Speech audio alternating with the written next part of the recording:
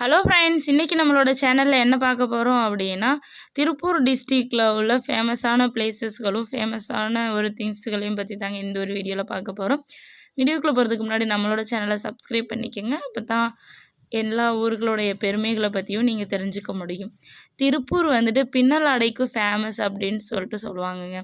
அதாவது இந்த பனியன் கிளாத்ஸ்கள் இது மாதிரி ஆடைகள்லாம் அங்கே வந்துட்டு தயாரிப்பாங்க அப்படின்னு சொல்கிறாங்க. அதுக்கப்புறம் இங்கே வந்துட்டு நிறையா கம்பெனிஸ்கள் இருக்குது பார்த்தீங்களா, திருப்பூர் பனியன் கம்பெனிஸ்ன்னு சொல்லுவாங்க பார்த்தீங்களா, அது மாதிரி இருக்குதுங்க. இந்த இது வந்துட்டு இங்கேருந்து போகிற ஆடைகள் உள்நாட்டில் மட்டும் இல்லைங்க, வெளிநாட்டிலையும் நல்ல சேல்ஸ் பண்ணுறாங்க அப்படின்னு சொல்கிறாங்கங்க. இந்தியாவில் பருத்தி பின்னலாடை ஏற்றுமதியில் 90% பங்கு இந்த இடம் தாங்க வகிக்குதுன்னு சொல்கிறாங்க. இந்த நகரம் வந்துட்டு இந்தியாவில் வந்துட்டு ஆடை ஆயத்த மையமாகவும் பருத்தி கஞ்சிக்கான பாரம்பரிய மையமாகவும் விளங்குதுனுங்க.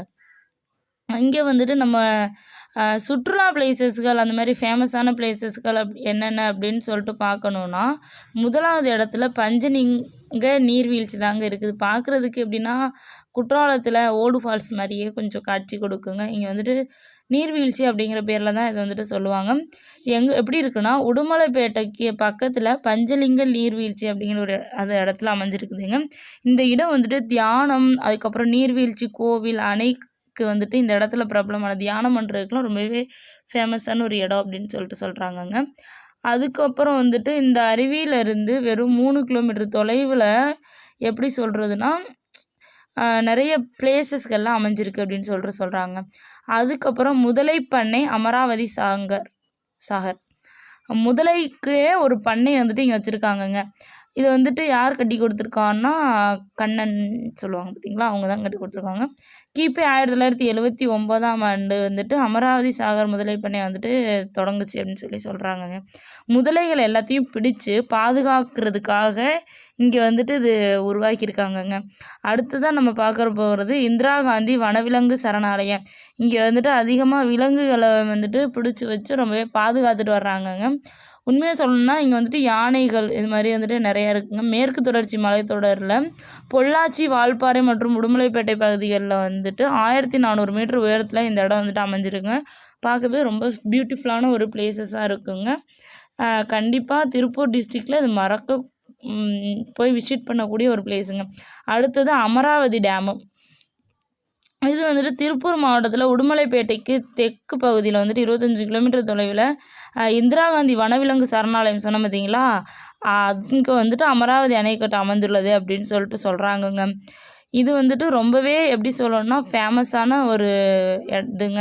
எல்லாருனாலையும் தமிழ்நாட்டிலே அதிகமாக பேசப்படுற ஒரு இதுங்க. அடுத்ததான் நம்ம பார்க்க போகிறதாங்க அல்டிமேட்டான ஒன்று, திருமூர்த்தி டேமு.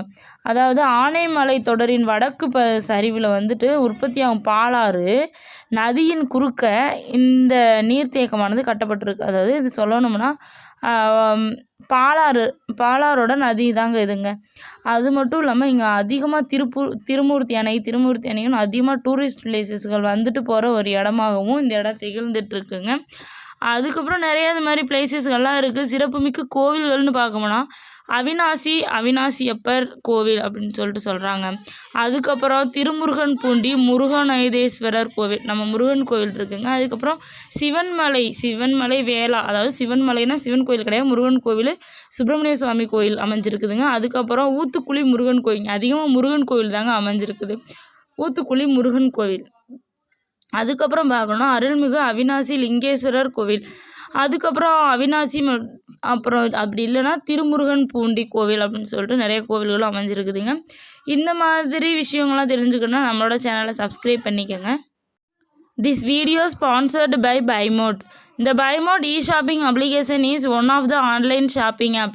இந்த ஆப்போட லிங்க் உங்களுக்கு டிஸ்கிரிப்ஷனில் கொடுத்துருக்கேன். இந்த ஆப்பில் வந்துட்டு நிறையா சமையலுக்கு தேவையான ப்ராடக்ட்ஸ், அதுக்கப்புறம் வீட்டுக்கு தேவையான பொருட்கள் எல்லாமே ரொம்பவே கம்மியான பட்ஜெட்டுக்கு கொடுத்துட்ருக்காங்கங்க.